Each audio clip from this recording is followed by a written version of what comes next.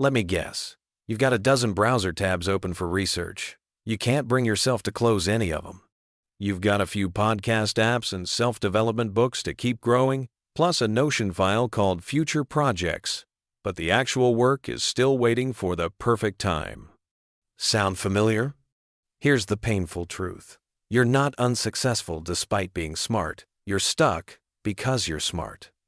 Ever since you were a kid, people told you were special.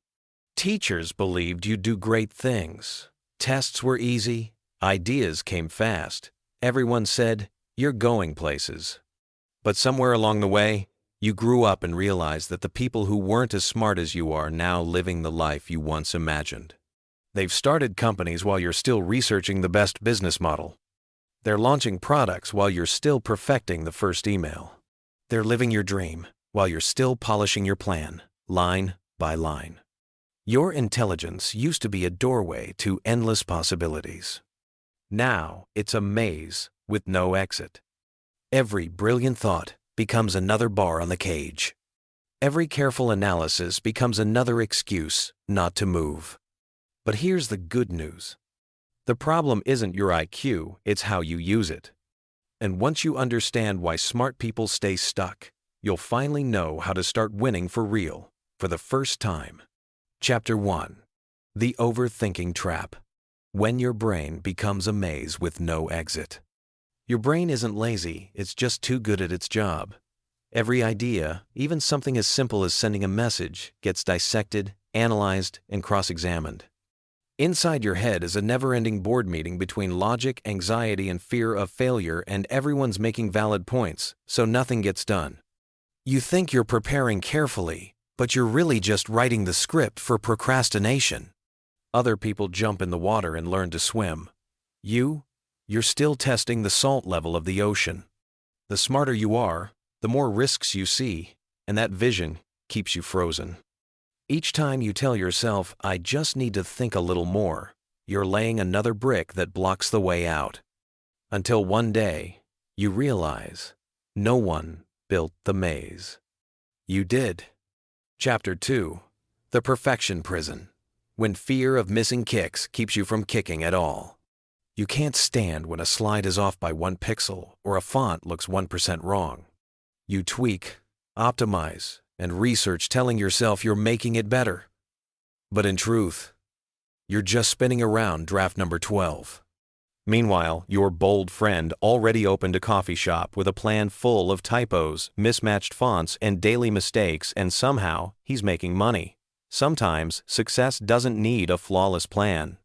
It just needs a messy start. Perfectionism gives you the illusion of control, but really it's just a spotless cage. Bright, clean, safe, and completely uneventful. Psychologist Carol Dweck calls this a fixed mindset, when you see mistakes as cracks to avoid instead of steps to grow. Perfectionism doesn't chain you, it just locks you in a well-lit room where nothing remarkable ever happens.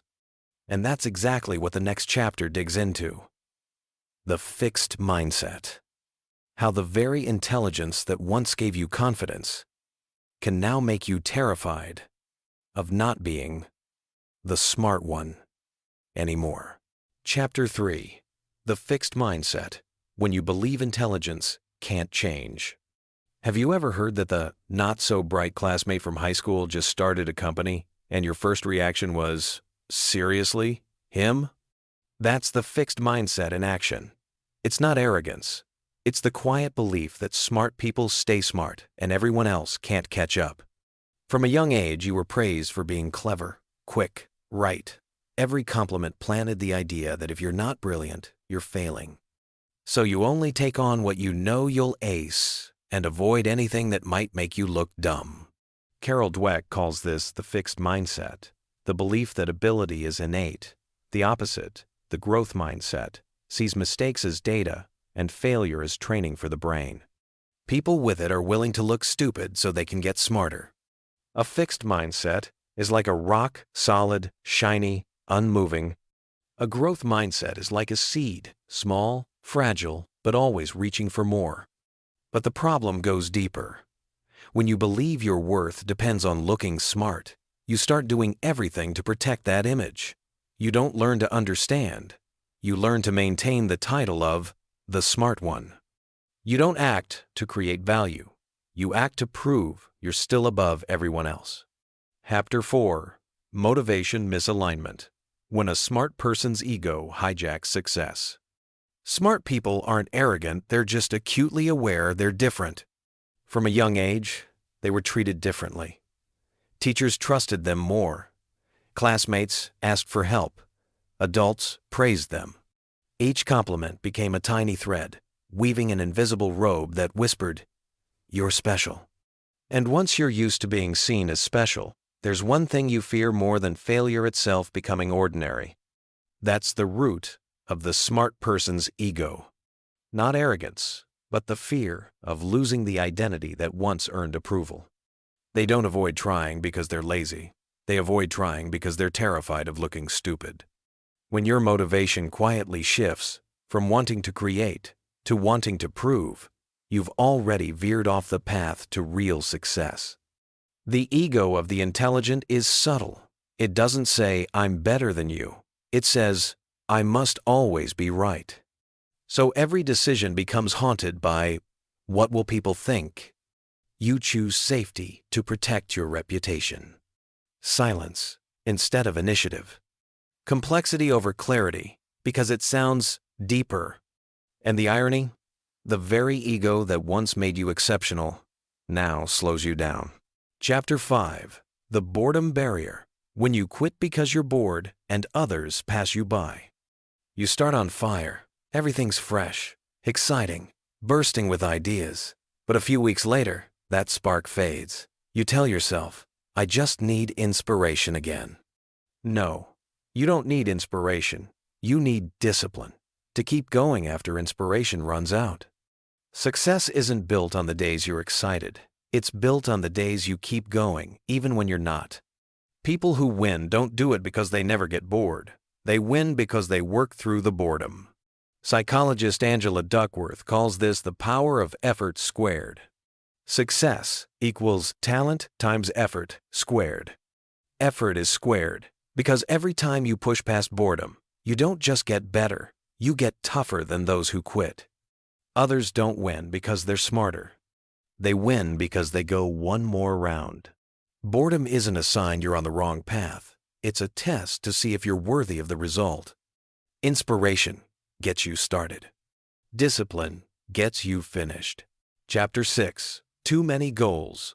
When you try to cook every dish at once. Your mind is always running a full life menu. Learn a new skill, write a book, start a channel, invest, work out.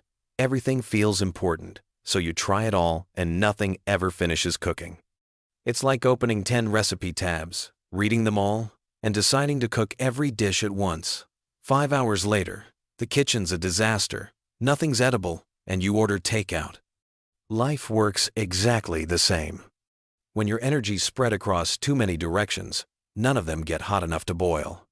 People who go far aren't necessarily more talented, they're just willing to stick with one dish until it's done. Don't fear missing out.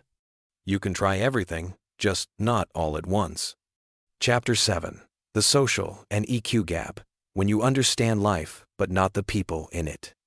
Ever wonder why some people who talk about nothing deep are somehow loved, promoted, and able to build loyal teams? While you, the one who's always right and precise, get labeled hard to approach? You're not lacking skill, you've just forgotten that success is a team sport.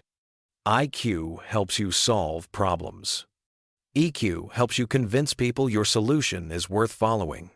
Psychologist Daniel Goleman, author of Emotional Intelligence, found that EQ accounts for up to 90% of the difference between average performers and top leaders. EQ isn't softness. It's the ability to read a glance in a meeting, hear what isn't said, and know when to speak or stay silent. It's the foundation of negotiation, leadership, influence, and trust, the golden oars that steer your ship toward success. Highly intelligent people often hate small talk. They think it's a waste of time. But small talk is the handshake of the social world. It's the warm-up before connection, the signal that you're safe to engage. If you don't make time for people, they won't make time for you. No one starts by trusting logic. They start by trusting the person who delivers it. That's also why influencer marketing exists. People don't buy the product, they buy the person saying it. You don't need to talk more. You just need to listen deeply enough that others want to keep talking. Because in the end, intelligence only shines when someone's willing to stand with you under that light. Chapter 8. Complexity Addiction. When doing it all yourself becomes a burnout cycle. When you're smart, you believe that if you want something done right, you have to do it yourself. So you take it all on planning, editing files, replying to emails, fixing designs, debugging issues, each one just 5 minutes. But by the end of the day, you're exhausted. And somehow, nothing's really finished. Highly intelligent people often suffer from what could be called complexity addiction. They assume that the more detailed they get, the more effective they'll be. In reality, they're just trapping themselves in a sophisticated mess. It's like building a coffee machine with 100 brewing modes to impress your girlfriend when all she wanted was one button that works. This is the curse of knowledge. The more you know, the harder it becomes to simplify. You assume everyone understands things the way you do, so you don't delegate, you don't cut back, and you don't trust anyone to help. Here's the fix. Delegate. Empower others. Pay for tools that save time instead of trying to hack everything in Excel. Only when you free up your time can you actually think about the future with clarity and care. When you stop overcomplicating, you finally start using your brain power where it matters most, and that's when real progress begins. Chapter 9. The Role of Luck. When opportunity chooses those who show up. Success isn't just about IQ or effort. A study by Pluchino and colleagues, The Role of Talent and Luck, simulated thousands of life scenarios and found that the most successful people weren't the most talented. They were the ones who were good enough and happened to meet the right opportunity at the right time. Luck isn't magic, it's often the byproduct of presence. The more you step out, connect, and share, the more you expand your circle of meaningful relationships and the higher your odds of getting lucky. You can't stumble into opportunity if you never leave the room, if no one even knows you exist. Smart people often fail because they only believe in skill and treat luck as randomness. But in the real world, luck has structure. It leans toward those who dare to show up, to try, and to reach out. Chapter 10. The 30-Day Reset Plan. Turning words into action. 30 days won't completely transform you, but it's enough to break the cycle of overthinking and build a foundation for consistent action. Days 1-7. Stop researching. Do one small thing a day, even if it sucks. According to the 30 for 30 model, 30 minutes daily can reshape your trajectory if done consistently. Days 8-15. Practice intentional imperfection. Don't wait to feel ready. Studies on habit formation show that it takes 2-4 weeks for new routines to become automatic. Days 16-23. Reconnect socially. Small talk.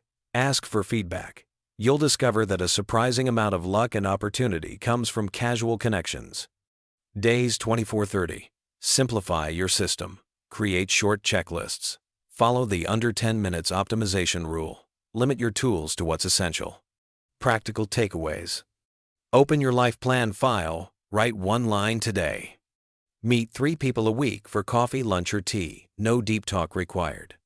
Stick to 1-2 apps that work. Track just 2 metrics. Time spent doing, divided by number of small tasks completed. If you stay consistent for 30 days, you'll notice something powerful. You've shifted from preparation mode to execution mode. You'll stop waiting for inspiration because action will start generating it for you. Conclusion. When intelligence isn't a barrier, but a light that needs redirecting.